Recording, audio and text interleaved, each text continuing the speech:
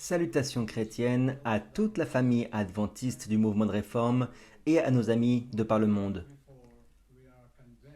Plus que jamais, nous sommes convaincus que nous vivons au temps de la fin, dans un temps de pandémie, et il y a de plus en plus de problèmes de par le monde.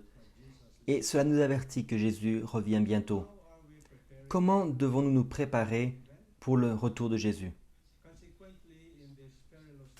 Et dans ces temps difficiles, nous avons besoin d'avoir des relations familiales très fortes afin que nos familles puissent briller dans l'Église, dans la communauté là où nous vivons et dans le monde. Satan travaille tellement dur pour détruire le cœur de l'Église, qui est la famille. Il vise spécialement à attaquer le peuple de Dieu qui craint le Seigneur pour détruire les relations familiales internes. Premièrement, il essaie de couper le lien qui attache le mari à la femme. Il amène des problèmes maritaux, des problèmes financiers, des problèmes de santé qui vont provoquer des animosités et finalement vont causer des séparations et des divorces. Et plus que cela, Satan aussi insinue auprès de nos enfants et pousse les enfants à être désobéissants à leurs parents. Et quelle tristesse de voir lorsque l'unité familiale est totalement détruite par Satan.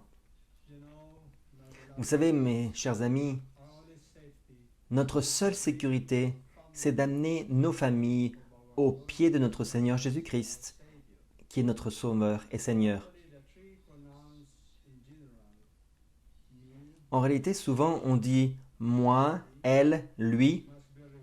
Cela doit être transformé pour avoir une relation parfaite dans le foyer. Et on doit dire lui, Jésus-Christ, doit être en premier.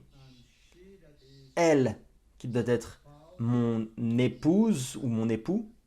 Puis ensuite moi, qui doit être le dernier. C'est la seule formule qui fonctionne pour avoir la paix et la tranquillité dans le foyer.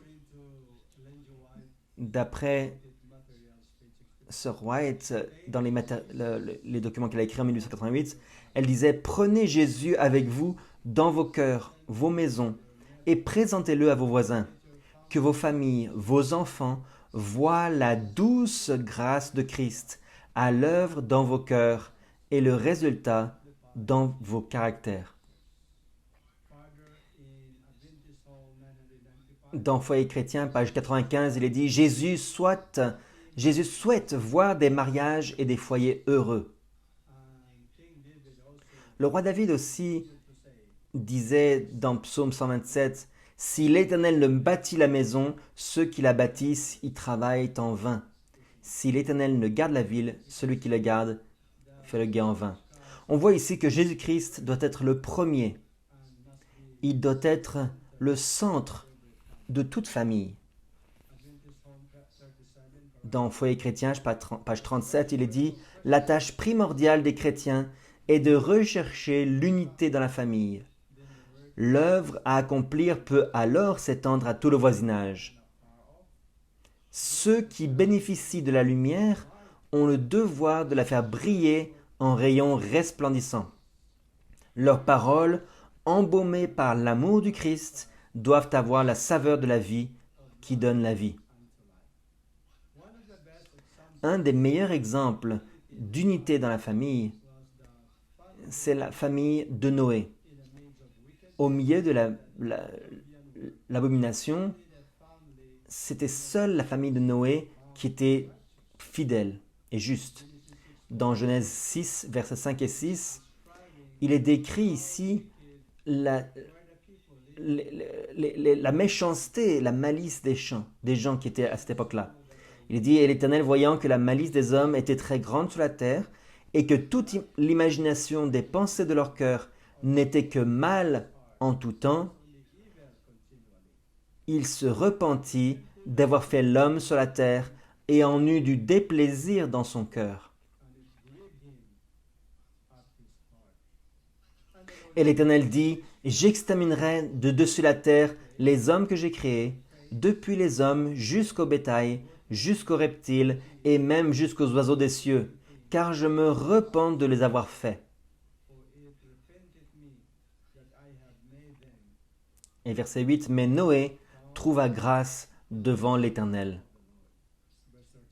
Versets 13 et 14, et Dieu dit à Noé, la fin de toute chair est venue devant moi, car ils ont rempli la terre d'extorsion, et voici, je les détruirai avec la terre. Fais-toi une arche de bois de gopher, tu feras l'arche par loge, et la calfeutreras de bitume par dedans et par dehors. Nous voyons aussi que parmi toutes les personnes qui étaient dans le monde antédiluvien, seule la famille de Noé a été trouvée fidèle aux yeux de Dieu. Et un autre texte de l'Esprit de prophétie en anglais nous dit « Les descendants de Seth étaient appelés fils de Dieu. Les descendants de Caïn, fils des hommes.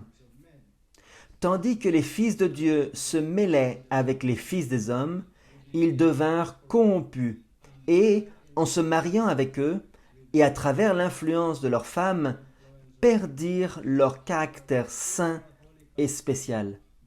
Mais il y en eut quelques-uns qui agirent selon la justice, qui craignaient et honoraient leur Créateur. Noé et sa famille étaient parmi les quelques justes.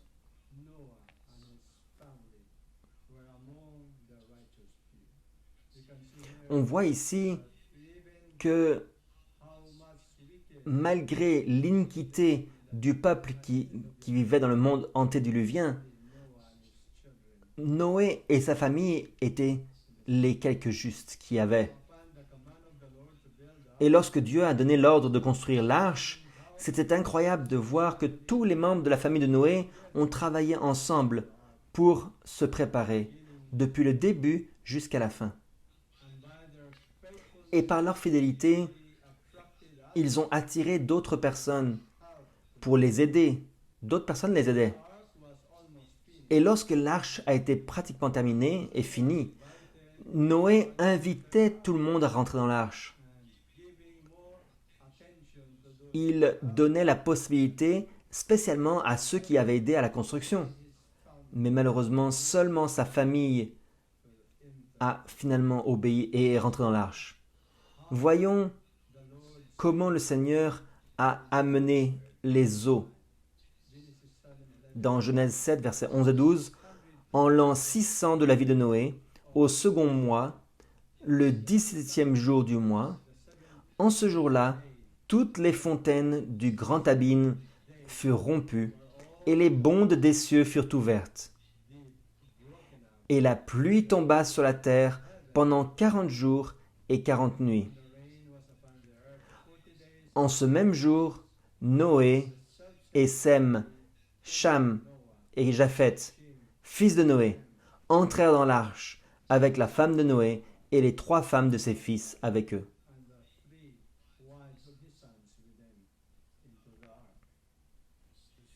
Vous voyez ici qu'ils étaient tous unis fidèlement. La famille entière a été sauvée d'une ruine éternelle que le déluge aurait amené. Et durant les plaies d'Égypte, aucune des familles des Israélites n'a été affectée. Lorsqu'ils ont passé la dernière nuit en Égypte, lorsque le premier-né des Égyptiens était tué, les Israélites, les familles israélites étaient un havre de paix parmi les Égyptiens. Regardez ce qui est dit dans Exode 12, verset 21 et les versets suivants. Comment est-ce qu'il est expliqué cette situation?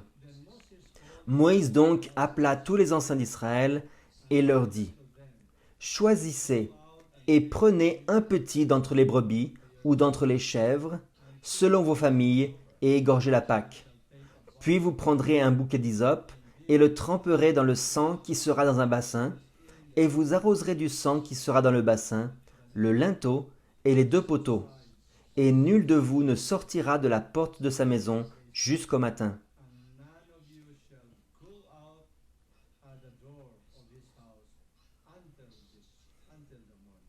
Verset 23, car l'Éternel passera pour frapper l'Égypte, et il verra le sang sur le linteau et sur les deux poteaux, et l'Éternel passera par-dessus la porte et ne permettra point que le destructeur entre dans vos maisons pour frapper.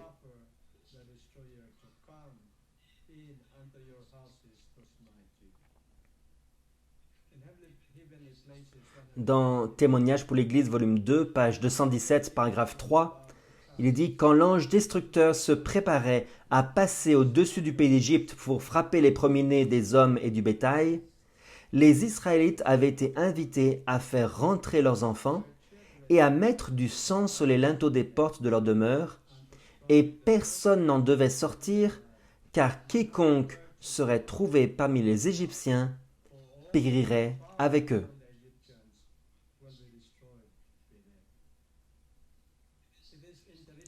C'est intéressant de noter comment les Israélites, les parents et les enfants coopéraient en obéissant à la parole de Dieu. Aucun des Israélites ne sont sortis durant cette quarantaine temporaire qui avait été déclarée par le Seigneur durant cette nuit.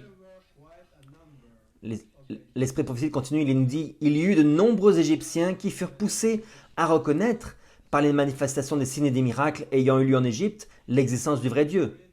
Ils supplièrent qu'il leur soit permis, ainsi qu'à leurs familles, de venir dans les maisons des Israélites lors de cette nuit terrifiante. » Cela veut dire que les familles qui avaient obéi fidèlement à l'ordre de Dieu ont jeté un rayon de lumière non seulement sur leurs familles, mais aussi sur les familles d'Égyptiens qui sont venus et qui ont vu. Les Égyptiens ont demandé, ont supplié s'ils pouvaient venir dans leur maison pour être sauvés durant cette nuit. C'était incroyable, parce que le lendemain matin, alors qu'ils se préparaient pour sortir de l'Égypte, beaucoup parmi les Égyptiens ont été convaincus que les Israélites étaient vraiment le peuple de Dieu choisi. Et ils ont décidé de se joindre à eux dans leur exode hors de l'Égypte pour aller au pays promis. C'est un exemple merveilleux de comment une famille fidèle peut amener de l'espoir auprès d'une communauté souffrante et comment il peut aider et être protégé de Dieu au milieu de toutes sortes de ténèbres et de maladies. Un autre exemple très intéressant, très inspirant, c'était la famille de Josué. À l'époque de Josué, beaucoup d'Israélites adoraient secrètement des idoles. Josué le savait. Il savait qu'un chrétien, un service chrétien à moitié ne va pas être acceptable auprès du Seigneur. Et il a fait un appel très touchant, plein de persuasion auprès des parents d'Israël afin qu'ils puissent prendre de bonnes décisions. Lisons dans Josué 24 à partir du verset 14. Il est dit « Maintenant donc, craignez l'Éternel et servez-le en intégrité et en vérité. Et ôtez les dieux que vos pères ont servis au-delà du fleuve et en Égypte, et servez l'Éternel. » Verset 15. « Que s'il vous déplaît de servir l'Éternel, choisissez-vous aujourd'hui qui vous voulez servir. Ou les dieux que vos pères qui étaient au-delà du fleuve ont servi, ou les dieux des Amoréens au pays desquels vous habitez.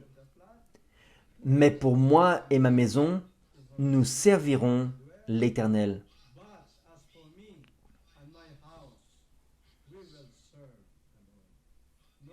Remarquez ici à quel point Josué était plein de persuasion et la décision de Josué était très contagieuse. Il a dit « Moi et ma maison, nous servirons l'Éternel. Il y a des gens qui ont répondu tous ensemble, positivement. Regardez ce qu'ils ont dit. Au verset 16 et 17, il est dit, alors le peuple répondit et dit, à Dieu ne plaise que nous abandonnions l'Éternel pour servir d'autres dieux.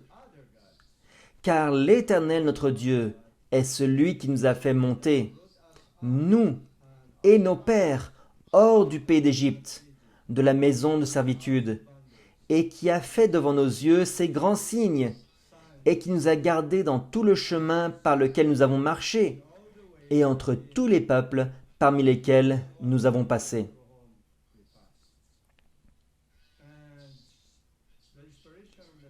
L'Esprit prophétie dans le journal Signe des temps en anglais de 1886 disait « Après la mort de Moïse, Josué fut le dirigeant d'Israël.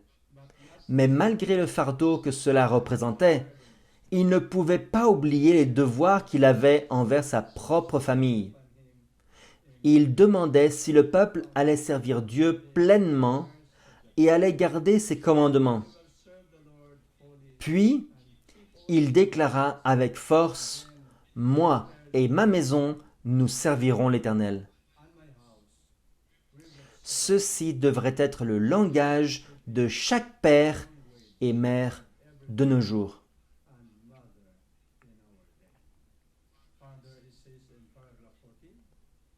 Puis, toujours dans le signe des temps, nous avons maintenant le privilège de décider si nous voulons être comptés parmi les serviteurs de Dieu ou de Satan.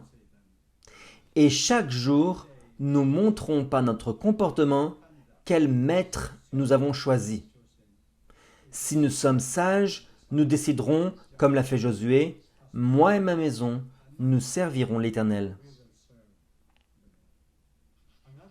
Une autre famille qui a encouragé la communauté et les membres de cette famille, c'était la famille d'Abraham. Le Seigneur a loué Abraham pour la manière dont il avait éduqué sa famille. Lui et sa famille avaient suivi fidèlement tous les désirs du Seigneur. Regardez comment le Seigneur décrit la méthode d'Abraham pour pouvoir enseigner sa famille. Dans Genèse chapitre 18, verset 8,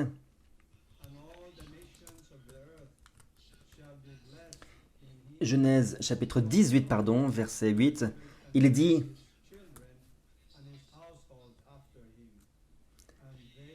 je m'excuse, Genèse 8, verset 18. Apparemment, il y a une erreur ici avec le verset.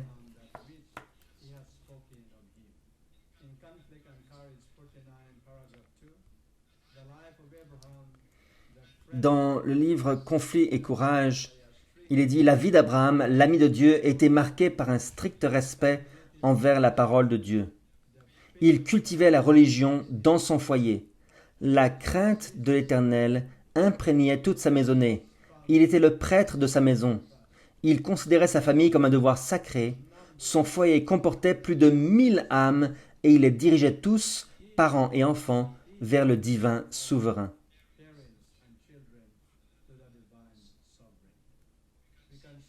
Nous pouvons voir ici que Abraham, malgré le fait qu'il y ait plusieurs personnes dans son foyer, sous ses ordres, il pouvait quand même tous les amener au service du Seigneur. Imaginez plus de 1000 personnes dans son foyer. Ce n'est pas facile de contrôler 1000 personnes. Mais Abraham est resté fidèle. Et le Seigneur a dit que Abraham allait diriger sa maison d'après le Seigneur. Dans un autre livre de l'Esprit de prophétie, il est dit d'un côté, il ne permettait pas l'oppression parentale, mais il n'acceptait pas non plus la désobéissance de la part des enfants. Par l'influence combinée de l'amour et de la justice, il dirigeait sa maison dans la crainte de Dieu et l'Éternel apportait un témoignage favorable de sa fidélité. Abraham donnait non seulement une instruction juste, mais il soutenait des lois justes. Vous voyez ici, mes amis, le modèle d'Abraham, le modèle qu'il utilisait pour sa famille, était est vraiment digne d'imitation. Le verset tout à l'heure était dans Genèse 18, versets 18 et 19. Donc, Abraham était un père équilibré. Il n'était pas trop tolérant, mais il n'était pas non plus plein d'injustice et d'abus. Il combinait l'amour et la justice. Et c'est comme ça que nous pouvons contrôler notre famille et les diriger dans la crainte de l'Éternel. Tout le monde dans la famille va se soumettre à Abraham. Pourquoi? Parce qu'il les aimait tellement et il les contrôlait et lorsqu'il il les reprenait lorsqu'ils faisaient des erreurs. En réalité, il ne les opprimait pas d'un côté, mais de l'autre côté, il ne supportait pas la désobéissance filiale. Donc c'est la combinaison de l'amour et de la justice. C'était le modèle d'un bon père. Il est dit, Abraham est appelé le père des fidèles. Parmi les choses qui le rendaient un remarquable exemple de piété, était la stricte obéissance envers les ordres de Dieu dans son foyer. Il cultivait une religion dans son foyer. Celui qui voit l'éducation qui est donnée dans chaque maison et qui mesure l'influence de cette éducation disait « Je le connais et je sais qu'il commandera à ses enfants et à sa maison après lui de garder la voie de l'Éternel pour faire ce qui est juste et droit, afin que l'Éternel fasse venir sur Abraham tout ce qu'il lui a dit. » Donc, chaque fois qu'Abraham allait quelque part, il construisait toujours un autel pour offrir des sacrifices au Seigneur, chaque matin ainsi que chaque soir. Dès qu'il partait de cet endroit-là, les gens qui vivaient ici dans cet endroit-là étaient toujours capables d'expliquer, de savoir, et ils connaissaient la crainte de Dieu qu'Abraham avait. Ainsi,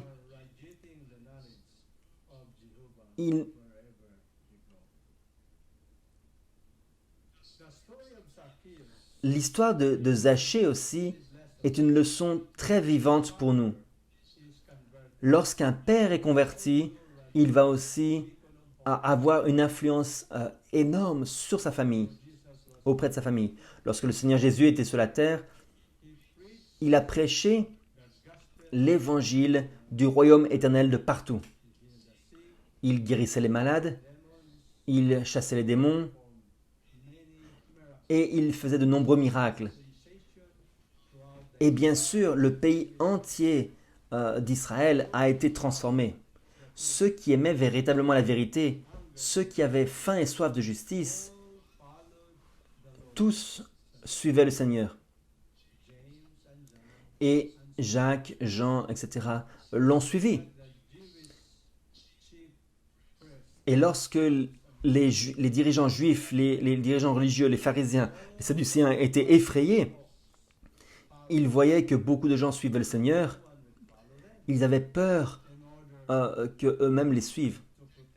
Ils ne voulaient pas que les gens le suivent, ils voulaient préserver leur statut social et donc ils ont commencé à l'accuser et à le rejeter en disant que en réalité son père était le père des démons, Belzébub. Et ils commençaient à le mépriser, à le condamner. Les prêtres, les sadducéens, les pharisiens étaient pleins de mépris pour lui.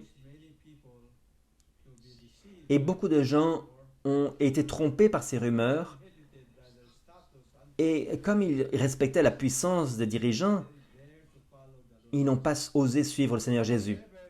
Cependant, Zachée même s'il était le chef des publicains dans la ville de Jéricho, à cette époque-là, c'était un dirigeant officiel. Il n'a pas été trompé ou influencé par les rumeurs. Lorsqu'il a entendu dire que Jésus allait venir à Jéricho, il a abandonné sa position sociale, son statut, et il voulait simplement connaître le Seigneur Jésus.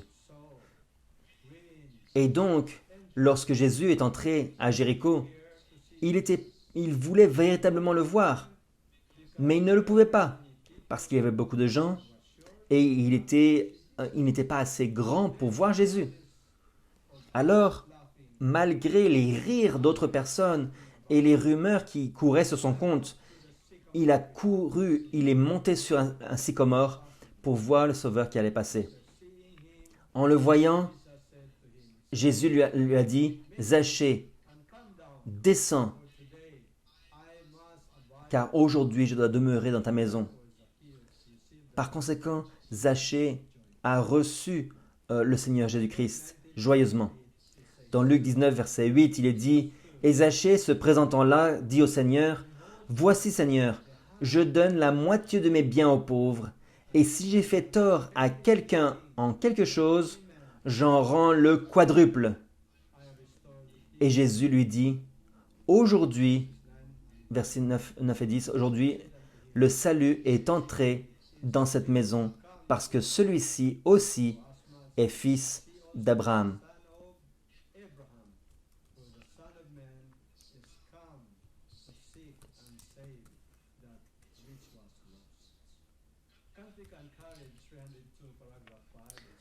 Dans aussi un livre de l'Esprit de prophétie, il est dit, à Zachée, le Sauveur dit, aujourd'hui, le salut est entré dans cette maison. Non seulement Zachée fut béni, mais toute sa maison avec lui. Ils avaient été rejetés de la synagogue par le mépris des rabbins et des adorateurs.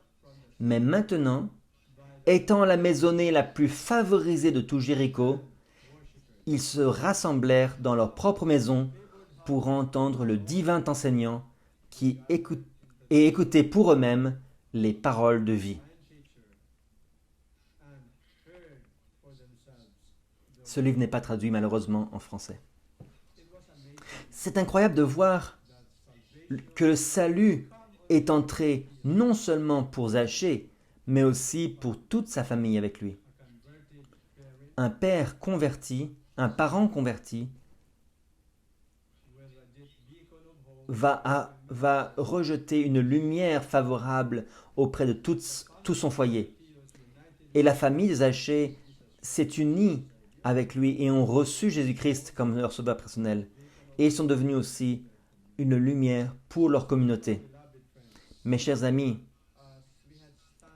nous avons étudié l'expérience de Noé, l'expérience de la Pâque, l'expérience de Josué, celle d'Abraham, puis celle de Zachée. Nous voyons ici que le secret du succès est avoir la vie éternelle au milieu et la préservation d'une vie au milieu de troubles, c'est être uni avec Christ. La question donc, c'est quel est le secret pour avoir l'unité familiale, pour que nous puissions avoir de l'espoir dans nos foyers et pouvoir donner cet espoir partout où nous allons. Dans Foyer chrétien, page 170, paragraphe 6, il est dit « C'est le fait de vivre loin du Christ qui engendre la division et la discorde dans les familles et dans l'Église. S'approcher du Christ, c'est s'approcher les uns des autres. Le secret de la véritable unité dans l'Église et dans le foyer ne réside pas dans la diplomatie, ni dans une bonne gestion, ni dans un effort surhumain pour vaincre les difficultés, mais dans l'union avec le Christ. Vous voyez, mes amis, si vous voulez être une lumière partout autour de vous, vous devez avoir l'union dans la famille avec Christ. Pour avoir une unité dans la famille, Il doit y avoir une union en Christ. Faites entrer Jésus dans vos foyers. Si le ciel est un bon endroit, pourquoi ne pas faire de votre maison un petit coin de ciel sur terre? Si vous voulez vivre dans le ciel, vous devez essayer de vivre avec joie ici sur la terre. Faites de vos foyers un petit ciel sur terre. Beaucoup de familles commettent de grandes erreurs en pensant que l'argent peut répondre à tous les problèmes et peut leur donner le bonheur. Oui, c'est vrai que l'argent peut acheter un lit, mais il ne peut pas acheter le sommeil. L'argent peut acheter des médicaments, mais pas la guérison. L'argent peut acheter du pain, mais pas la satisfaction. L'argent peut acheter une maison, mais pas un foyer. L'argent peut acheter presque tout, mais pas le bonheur. Qui seul peut donner le bonheur dans chaque foyer? Dans Foyer chrétien, page 27, paragraphe 3, la présence du Christ peut seule procurer le bonheur aux hommes et aux femmes. Le foyer devient alors un Éden de félicité. La famille, un remarquable symbole de la famille céleste. Que le Seigneur puisse bénir nos familles de par le monde, tandis que nous nous préparons à faire face aux événements finaux qui arrivent. Merci à tous et que le Seigneur vous bénisse.